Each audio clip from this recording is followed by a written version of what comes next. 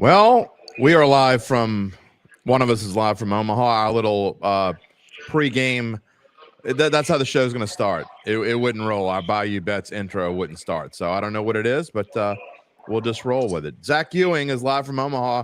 I'm Jim Derry, live in Louisiana, and there's a big game of sorts tonight. I'm going to let Zach tell you all about it. Yeah, it just so happened they have this whole string of pennants from each team here, and it just so happened that the two teams left standing were the first two in alphabetical order. So I felt like that'd be a good backdrop, and then we'll kind of take you guys out onto the field here in a minute, and we'll get ready for Game 3. Well, the big news of the day so far is that Paul Skeens is not starting this game. It's actually Thatcher Hurd that's going to start. So we're gonna lead off with that. I mean, I think any of us would be surprised unless LSU gets a huge lead. I think we'd all be surprised if Skeens doesn't pitch at some point in this game. Yeah, what this says to me is that they think he can go, but they don't think he can go, 5, 6, 7 innings. And so they're trying to maximize the leverage spot that Paul Skeens is in. And so maybe that's the fourth inning. If let's say it's a tie game and Florida has the bases loaded, maybe it's late in the game. LSU's got a 1-run lead or is down by a run or something. And you want Paul Skeens to come in there and be your fireman and give you 40, 50 pitches and say, here we go, and let him max out, empty the tank.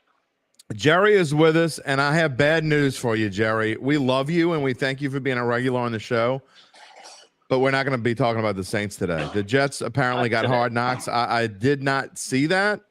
Yeah, they did. They did. Yep. Okay, I missed that, but that was never going to the Saints.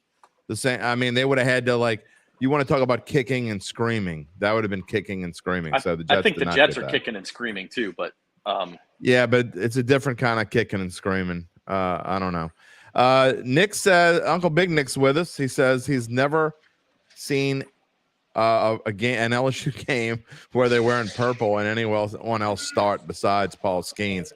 Again, you're going to see Paul Skeens. It's just a matter of when. And I will ask you this, Zach. I don't think that it would be a situation where Paul Skeens comes in the middle of an inning. I think it's probably pre-planned. Again, now this is going to be a tight game. I think all of us would be more. I'd be more surprised if Paul Skeens doesn't pitch than if this isn't a tight game. I mean, yesterday, anybody, you can't say you expected a 20-run blowout, but it's not a big shocker that Game 2 was kind of had a wide margin. But Game 3, if you had a Game 3 where it was a wide margin, I think everyone would be kind of surprised about that. I would be too. Strange things happen.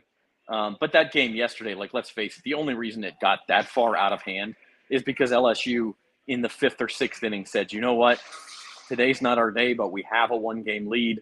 Let's just set ourselves up as best as humanly possible for tomorrow.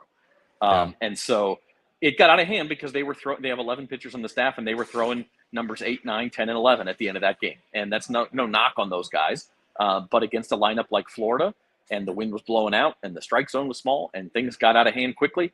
But if LSU had, for whatever reason, if you were counting run differential in the series, LSU would have thrown other guys and lost that game 9-5 instead of 24-4. It was 4-1 the game, but it was not the score was not indicative of what we should expect tonight for sure.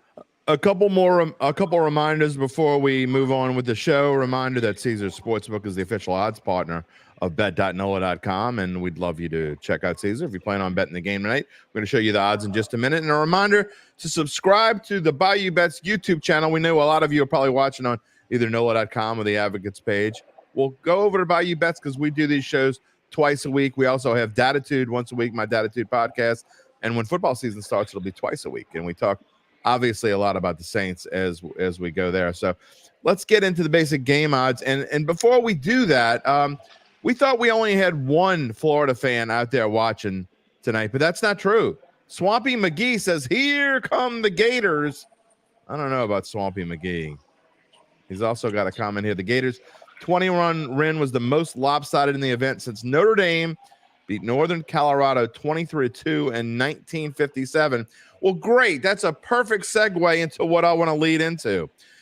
Zach, you and I have been watching baseball for a long time, and not just at the college level, at all kinds of levels. To me, it's almost a bad thing for Florida. I mean, it's never a bad thing when you win, obviously. So don't get me wrong don't get my interpretation wrong of this, but more times than not, I have seen teams that get blown out in a game, and we've seen it in SEC play this year. They get blown out in a game, and it only focuses them more in the next game, and especially when you're talking about a game. This game, there's no question about it. It's do or die. LSU has been great in do or die situations this year so far, at least in this tournament, this regional, super regionals, whatever to have you.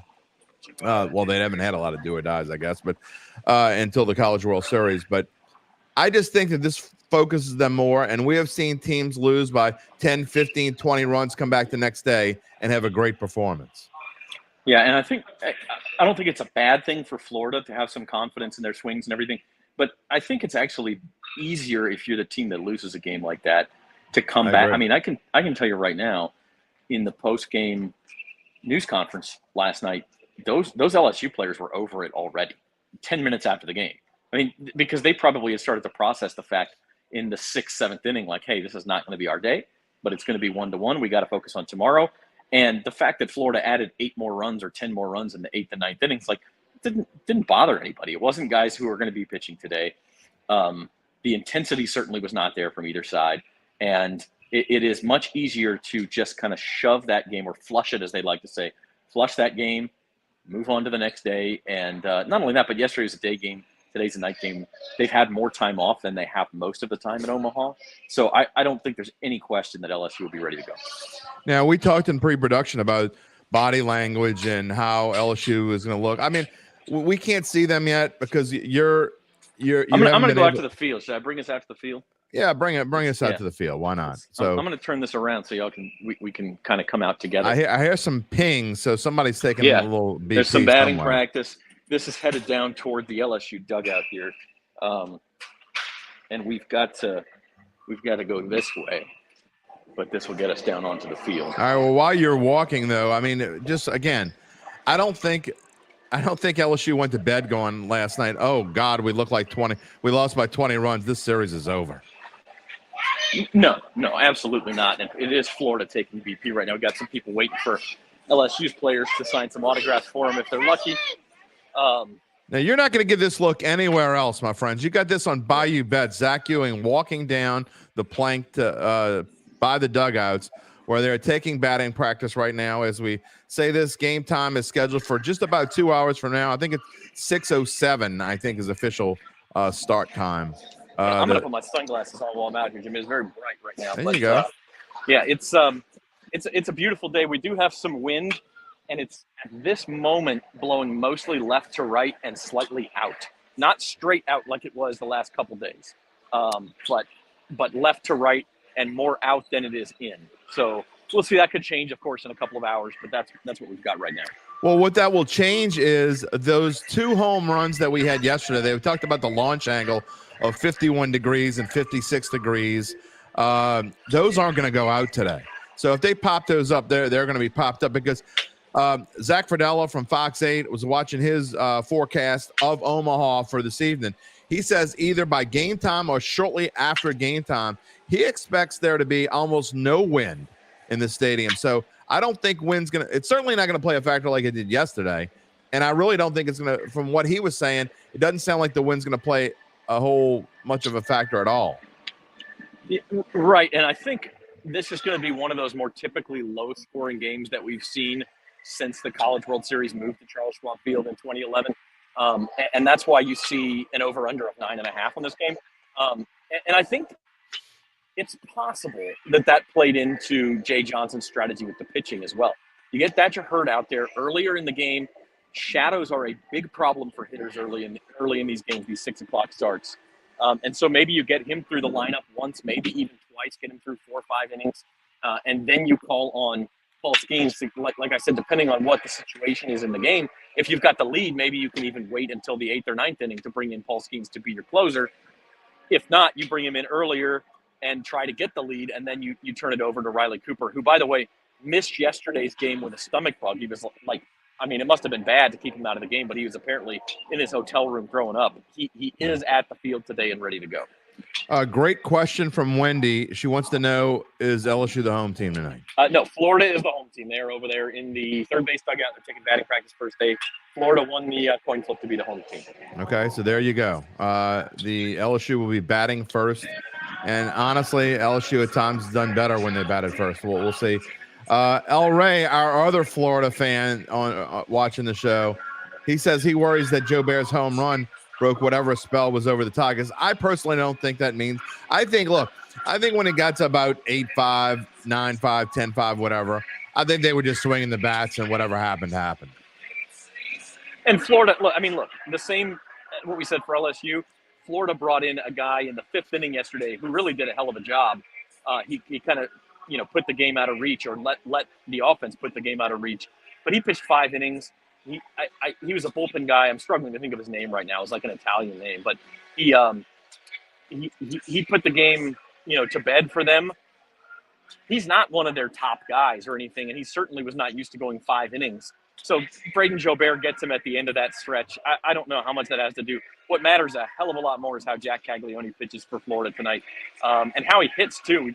Speaking of home runs, we've got home run odds. These are interesting. These are odds in the market here. Jack Caglione has the lowest odds of any player to hit a home run, which makes sense. He's got, I think, 32 of them. He hit 2 yesterday, but it's a little Shohei Ohtani flavor from the Gators. Their starting pitcher has the lowest odds of anyone to hit a home run in this game. I mean, looking at these numbers, would you want to bet any of these numbers for someone to hit a home run? They're all pretty low. I mean, basically even money for Caglione to hit a home run. That's kind of pretty absurd. Crazy. The only one I would look at is maybe Cade Beloso at plus 205. And I don't know that that's value, but I at least think you're not getting killed on that. It's not value at all. I mean, that if you're betting this, you're just betting this to bet, which, I mean, sure, go ahead. I mean, we're not telling you not to. People like to have fun with certain bets, and that's what betting is supposed to be, by the way. It's supposed to be fun. So if you want to bet it, go ahead. But there is no value on this board, in my opinion. But I do find it interesting. And again, we talk about the win not being nearly as a factor, and people tend to go on recency bias, right? Now, they're not necessarily going on recency bias with the spread, but or the money line, because that has a lot of Skeens implications in it. We don't know how many innings Skeens will pitch. I mean, I guess, frankly, we don't technically know if he's going to pitch at all. But we would be surprised if he didn't. But even 3 innings of Skeens would affect a money line to LSU's favor.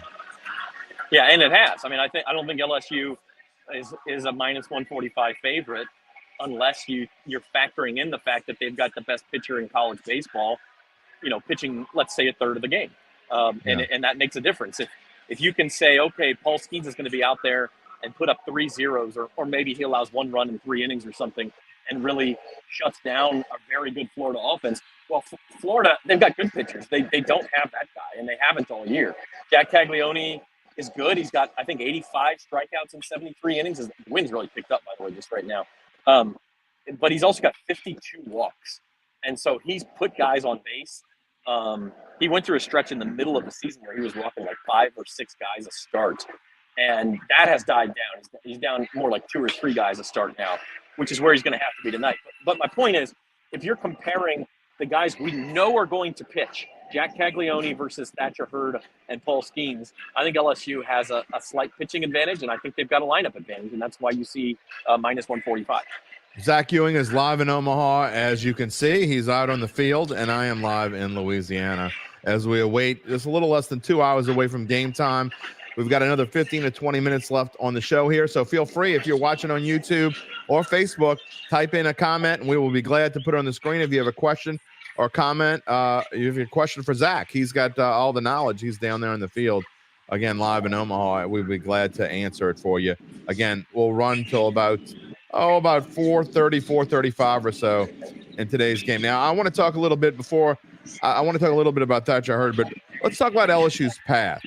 And we've talked about how when they've had to win in this tournament so far, that doesn't mean everything tonight, but to me, it means a whole lot, because they basically spent almost an entire week in a must-win situation after losing to Wake Forest a week ago tonight. And they found a way to do it, beat Wake Forest twice, and Now they're kind of in the same boat. And actually, Zach, I know it wasn't officially a must-win, but I did not like the way that Game 2 was shaping up. And I said on last Thursday's show, I said that Game 1 for LSU was a must-win. They found a way to win it. They didn't do it easily, but it happened. Yeah, and I mean, obviously in hindsight, it's a really good thing they did. Now, I think they would have played Game 2 differently had they lost Game 1, but that's not to say that they would have found a way to win Game 2. I mean, it's not that easy just because you snap your fingers and say, hey, we need to win this game. They would have pitched it differently. It would have been closer at the end.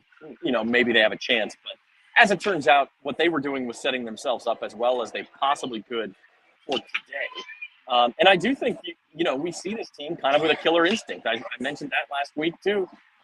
When push comes to shove, when it's white knuckle time, they've found a way to get it done in this postseason. And until proven otherwise, I don't know why we would expect different. Nancy Sloan has a great question. Fairly certain I know the answer, but I'm gonna let you answer this, Zach, because I have a comment about this. She wants to know, why hasn't Wes Johnson gone out to the mound? Wes has been out a couple of times. I haven't seen it. I'll be totally honest with you. From the press box, it's hard to tell whether it's Wes or Jay sometimes. I have not seen Wes Johnson go to the mound once in this College World Series. In fact, I don't think I've seen him go to the mound once since it was announced he was going to be the coach of Georgia. But yeah, and that's what I was going to say is, I mean, Wes Johnson is going to be Georgia's coach starting tomorrow. And so I don't know if that's an element of this. Now, I'm not trying to suggest that he is in any way not 100% bought into trying to win a national championship. I think he is. But I don't know. It's a good question. And I do wonder, look, up until yesterday, I'm surprised he hasn't been asked about it. Up until yesterday, LSU's pitching had been phenomenal in this College World Series. So if it ain't broke, don't fix it, I guess. Yeah. But that is an interesting point. They mentioned it a little bit on one of the ESPN telecasts. I can't remember which one. It was last week at some point, and they barely mentioned it in passing. But I'm just surprised, and not just our reporters, any reporter. I'm surprised a reporter has not asked Jay Johnson this in a post-game press conference. It's funny because I think media members are more afraid to ask tougher questions these days because they're afraid they're going to get shut out of something. And again, I'm not, it's a lot easier for me sitting here now than when I was actually down in the, asking the questions back a few years ago. But man, they don't ask a lot of tough questions anymore. There is an element of that. The other thing in reporters' defense, I will say, you get very limited time in these post-game sessions, especially if you're on deadline. Then your own time is limited. But they let you have 6 to 8 questions for all of the media assembled, and so an individual reporter, you're lucky if you get 2. And so you've got to really pick and choose. What do I actually want to ask here that hasn't already been asked? And especially LSU's 5-2 here after a win. If you say something, oh, Jay Johnson, how come Wes Johnson hasn't been? Well, we've been winning, haven't we? You know what I mean? It's a lot easier. I hate that excuse. I hear that excuse, and in fact, I've read that excuse from multiple reporters why they didn't ask certain questions, and they say almost to a fault every single time, well, he's gonna say blank. Well, you know what? Let him say blank, but you still should ask the question. And then when he says blank, you jump in and kind of say, okay, but and if he says blank again, then you let him have it, whatever. But to me, you still have to ask that question. But again, that's not part of the show, I guess. Yeah, I don't disagree with you, but again, it factors into that equation of I get 1, maybe 2 questions to ask, in this time. What do I want to spend my time on? And that's difficult. Yeah, I guess it's not like as much, asking Dennis Allen, because you can ask Dennis Allen multiple questions in Nick says I'm old school. Absolutely, I'm old school. But I mean, I would ask that question. I mean, but then again, he might not take questions from me later on in the season. I don't know, but I would definitely ask that question. Ari Ulay is out there. He says 200 Division I baseball teams started this season, now down to the final 2 in the country. Go Tigers. Zach, I don't think there's any question. I mean, you and I don't agree on everything, but I don't think either one of us would disagree that these are the 2 best teams in the country, and it's fitting that it's coming down to a Game 3. Oh, it's very fit. I mean, I think in baseball, the difference between teams at this level is so minute. You could throw Wake Forest in there, I think, pretty easily. Sure. You could throw Tennessee, maybe, and I know they didn't make it here, but Arkansas had a very good team. I mean, if things had gone differently in just one or two games, there's different teams here, and that's fine. But we certainly have a very fitting national championship game. And I mean, it just goes to, it's been a terrific College World Series. I mean, there's been close game after close game after close game. You've had high-level teams. You have the number one team in the country in Wake Forest. You had the LSU was the number one team in the country for most of the season. Florida's the number two team in the country. At Tennessee, which started as the number two team in the country. Like, you have a loaded field here, and it's really played out that way where every game has been just uber competitive. For those of you yesterday notwithstanding. For those of you that have not been watching any news or social media or anything all day, and you still don't know who's going to start tonight for the LSU Tigers, and it's been a question on your mind, you came to the show to find out. Well, we have the answer for you. In case you missed it earlier, Thatcher Hurd is starting tonight for LSU. We don't know if he'll go 1 inning, 4 innings, 6 innings. Obviously, a lot depends on how it goes. I mean, he's probably not going to get yanked as long as he's doing well, and as long as LSU's winning, or at least tied. So a lot's going to depend on that. But Zach and I have both said that we would be shocked. Well, I said I would be shocked. I think Zach probably says he would be surprised if we don't see Skeens at some point, barring something weird like LSU's winning by 4 or 5 runs, or maybe even if they're losing, if somebody hits some weird grand slam or something like that. So I think there's about a 90% chance you see Paul Skeens tonight. That being said, assuming that we do see Paul Skeens at some point, Zach, what do you think pitching-wise? How many pitches you think you can get out of Paul Skeens? I'm thinking in the 40 to 50 range. Could you push him to 60? I don't know. Every guy's got to, and believe me, those who heard my rant on Quinn Matthews of Stanford a couple weeks ago at 156 pitches, I thought that was ridiculous. I think every pitcher's got a line. Paul Skeens has thrown a lot of pitches in the last 10 days. He's thrown 243 pitches in the last, 9 days now. So he's a big, strong guy. His velocity was down a little bit pitching on 4 days rest. I think some of it depends on how he looks, obviously. If he's, if his velocity's down further and he's not fooling guys, you're going to give him a shorter leash. But the max, if he's looking good, I don't see why you couldn't go 40, 50, maybe push it to 60 pitches, try to get him through 3 innings. And look, there's trainers and there's coaches, and Skeens himself know a lot better than we do about this, of what his limits should be. Obviously, he's got a very bright future. He's going to sign a multi-million-dollar signing bonus here in a couple of weeks, and you don't want to put that at risk. But at the same time, the guy wants the ball. He wants to win a national championship. We usually do rants at the end of the show, but today I think we're going to forego the rant because we're going to give our predictions at the end of the show. So here's my mini rant. This is the College World Series baseball champ. This is the national championship game, and Paul Skeens is about to have 3 to 4 months off, and it's not like he has pitched a lot throughout the season. It's not like the old days where they would let pitchers go 9 innings on a regular basis. I think Ben McDonald pitched something like 185 innings in the season that he had 202 strikeouts. Paul Skeens is somewhere in the neighborhood of 126, 127, something along those lines. He has not been in this situation a whole bunch. And again, he's about to have a whole bunch of time off. So pitching, if he needs to pitch 70, 80, maybe even 90 pitches tonight, I don't think that would happen. But if he gets in the game and it's 2-2, you ain't pulling him, period. You're just not. And so this is, again, you're not going to hurt a guy from one game of having 3 days rest, whereas you go back to the late 80s and Ben McDonald pitching, he made 180. This was stupid, but he made 180-something pitches, and then it came back I think 2 days later. So this is not like that at all. I mean, people overhype and overblow this thing. It's not like he's going to do this on a regular basis. He's going to have a bunch of time off.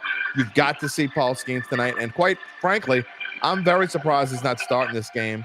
I guess I get why, but I can't see them not putting him in to start an inning. Well, I'll put it this way. You say he's not going to get hurt from one time on 3 days rest. Well, he could. He could, right? I mean, you could get hurt. You could stub your toe getting up, going into the bathroom at 3 a.m. What we're talking about here is a risk-reward conversation.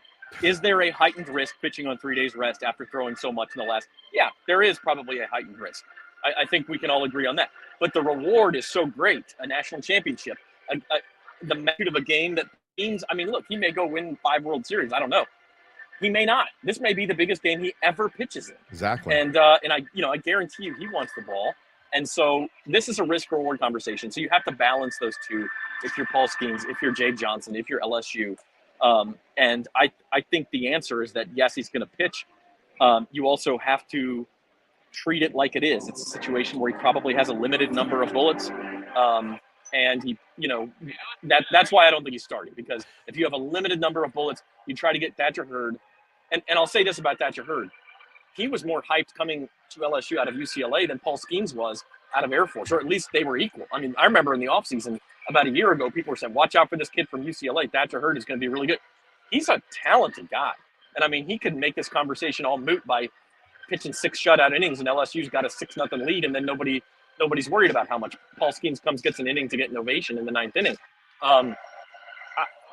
But having said that, I think this is the way to play it. If you know he's limited in how long he can go and how effective he'll be for a length of time, bring him in the highest leverage situation possible. Yeah, I mean, you said it to me. You don't know what your future holds, and I guarantee you, to this point, there's zero question. This will be the greatest, most important, greatest, however you want to call it, game that Paul Skeens ever pitched in. It kind of reminds me, Zach, I don't know if you remember the 2014 World Series, Giants and Royals, where Madison Bumgarner pitched 3 times in that World Series. And if I remember correctly, he came in relief in Game 7 and pitched for quite a while and ended up being the MVP of that World Series. And they don't win without him pitching that 3rd game. I think the LSU's in the same boat. I think if you don't see Paul Skeens tonight, I think LSU doesn't win. Now, I'm not saying they're going to win with him in there because we haven't got to our predictions yet. But I think that he has to pitch, and he has to pitch at least 3 innings, maybe 4 or 5. Forget for a second the question of pitch counts and arm health and all, and I think they're important questions, but let's just put them aside for a second. Do you think there's a chance Paul Skeens is significantly less effective on 3 days rest? I mean, he was effective on Thursday, certainly. His velocity was down. He was topping out at like 99 instead of his normal 102. Do you think there's a chance that you're risking a less effective pitcher out there? Oh, there's no question. Of course you are. But at the same time, even if he is less effective, 80% of Paul Skeens is better than anything we saw yesterday by far. So, I mean, 80% of Paul Skeens gives you a chance to win a championship, don't you think?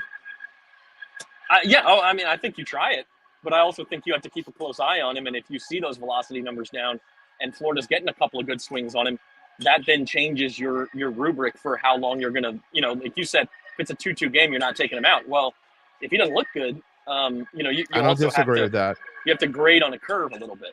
Yeah, I don't disagree with that at all. And you talked about Riley Cooper being sick yesterday. I mean, you don't get over those things usually in one day. So how effective would he be coming in today? I mean, he's probably still got a touch of the sickness going on. We saw it going around in the London series, by the way. There were a ton of Cubs who were sick going into that series. I think there were a couple of Cardinals that were sick. So it must be a bug going around the country right now. And that's really what you hope is that Paul Skeens being sick does not get 3 or 4 other guys sick today. And now these guys are. You mean Riley Cooper? Yeah, I'm sorry. Riley Cooper being sick does not get 3 or 4 other guys being sick today, and they'll gut it out. It's the national championship game, but certainly anybody, anytime you've been sick, think about trying to go out there and perform on the highest level when you've got a stomach bug. It's going to affect you. All right, we're 3 to 4 minutes away from giving our predictions and ending the show. So you've got like 2 minutes to get your prediction in, and we can show it here on the air. Feel free. I think I know what most of the predictions are going to be out there. I've gone back and forth in this thing all over the place. But before we get to our predictions, I just want you to give me what you think is the key for tonight from both sides of the baseball. Obviously lots of things going on. There have been so many different heroes on both sides throughout this series and throughout the entire College World Series. But what are your major keys? This is going to sound simplistic, but one of my favorite baseball writers is Joe Sheehan, and he came up with a phrase a couple of years ago in the Major League playoffs, and it's ball go far, team go far. I think home runs win this game. One team hits 2 or 3 of them, that's going to be the ball game. One team doesn't hit any, they're not going to win the game. The wind looks like what wind there is going to be is blowing mostly out toward right. yesterday, one big difference. People talk about Florida's 6 home runs, 24 runs. One big thing the Gators did, LSU hit a ton of ground balls in that game. They didn't have a chance to let the wind blow their balls out for home runs. And so I think if one pitcher's able to do that, obviously if you get out to a lead, that's a huge advantage when Florida's got its best bullpen arms available. LSU's got its best bullpen arms available, plus Paul Skeens. So the lead is going to be important. You had a couple early home runs that could go a long way toward determining a winner. You know, we didn't really talk about this early in the show because I didn't want to be Derry down so early. I wanted to go through part of the show and before I got to that. But, I mean, you cannot, and, you know, we've been talking about this in our text group. You cannot do what the Tigers did yesterday and, frankly, in game one and got away with it. You leave the bases loaded in the first inning. You leave the bases loaded in the second inning, and you get one run out of those 2 innings. You cannot do that. And then, poor Jordan Thompson has been getting grief. But you know what? I don't blame LSU. A lot of times I think fans are a little silly. But in this case, you know, Jordan Thompson, you got to make that double play. You missed that double play. That changed the tone of the entire game. I think if he makes that double play, I'm not saying LSU wins, but it's certainly not 24-4. It is a much closer game. It is a much differently managed game throughout the way. And I think it's tight, and who knows who wins as Zach goes dark from Omaha. So we are going to – I'm going to – there, you're back. You're back. You left us for a moment there. So, but anyway, as we get down to the brass tacks here, let's give our final predictions. Zach, you go first. All right. One thing I wanted to know before we get predictions, Jim, has the betting line moved at all? Are we still sitting at minus 145 for LSU? It is minus 145 plus 115. It was as high as minus 180 this morning, which is insane, by the way, even with Paul Skeens on the mound. So it's minus 145. That is the Skeens effect, plus 115 Florida as we speak right now. It was briefly touched minus 150. I guess that was LSU money, and came back down to minus 145 right after. Yeah, and not that affects my prediction, but I do find it interesting, some of the movement we've seen. This is going to be the most bet on college baseball game in years, I think, just because maybe ever. Yeah, maybe ever, considering how many states have legal sports betting now. The sports calendar, even Major League Baseball only has like 4 or 5 games tonight, and some of them are West Coast games. So for a good 2-3 hour chunk, like this is all of America who wants to watch sports. This is your option, and it's a good option. And so even people who aren't LSU fans or Florida fans are going to be tuning in. Like the spotlight is on tonight. And you know, what you mentioned with Jordan Thompson and with some of the mistakes LSU made yesterday, like these guys, not just LSU, you see every team here talks about playing the game pitch by pitch and out by out and inning by inning, because that's how you have to focus when you're under pressure. And that's really what we need to see tonight. I mean, those key moments can change games. One hit with the bases loaded, one double play turned with the bases loaded, that can change a game. I think LSU is going to be much better in that category tonight, and I've been talking about the killer instinct. I'm going to pick the Tigers in a close game. I'll say 5-3. Nick Brody, we thank you. He says he absolutely loves the show, and he's glad he found it. Well, guess what? We're more glad that you found it than you are glad that you found it. So we thank you for being here, and we thank everyone who has joined this show along the way. We've come a long way in 2 years, and we couldn't have done this without you. We thank all of you for being a part of it. We're here every Monday. We're here every Thursday at 4 p.m. We also have the Datitude podcast, which is normally on Fridays at 9:15 a.m. on all these same channels, but we've kind of been bouncing around lately with whenever I can get my guest, I do it. So we're about to go back to our regular schedule after I go on vacation. I think we got one show left, and it's probably going to be Wednesday. We'll have to wait and see. All right, with that, here's my prediction. Look, I have said before the regionals started that I thought LSU and Florida were going to make it to the championship series. I also said before the regionals, I thought Florida was the best team in the country, and I picked Florida to win it all. And I've been wrong on almost every single game prediction I've made in this College World Series, which makes me glad I haven't bet on them. I have futures on Florida and LSU, so I win either way. I'm going to say this. I'm not trying to jinx anyone because I've been wrong and I'm over or whatever it is, close to over. But I can't not pick LSU here. I just think when it comes down to one game to win the championship and what LSU has pitching-wise, I think that they are going to find a way to hit the ball. Again, I don't know that I would have said this had they not lost by such a wide margin yesterday. But I think, frankly, what losing 24-4 does is piss you off. And I think a pissed off LSU team going out with one game to win or lose, I think it's going to make all the difference. And I don't know if I would have felt that way had it been a 3-2 ball game, but I just think LSU in this situation is more dangerous than Florida. I don't know if I'd go as far to bet it at minus 145 just from a betting value standpoint, but I think these teams are what and what, and I think they both have just as good a hitting, just as good a fielding, and frankly, Paul Skeens kind of puts LSU over the top because I think he's going to pitch 4 or 5 innings tonight. Yeah, 100% agree. I mean, I think if you get into a late game situation like Saturday night and this game's tied, then you throw Paul Skeens out there, you feel pretty good about getting, a 0 up there, 2 zeros, 3 zeros, 4 zeros. Well, whoever Florida throws out there is probably going to be a good player, but you're not going to feel as confident if you're a Gator fan that somewhere along the line he's going to leave one up, and LSU's got enough good hitters to get one out of here or hit a couple of doubles or whatever it is and win this championship.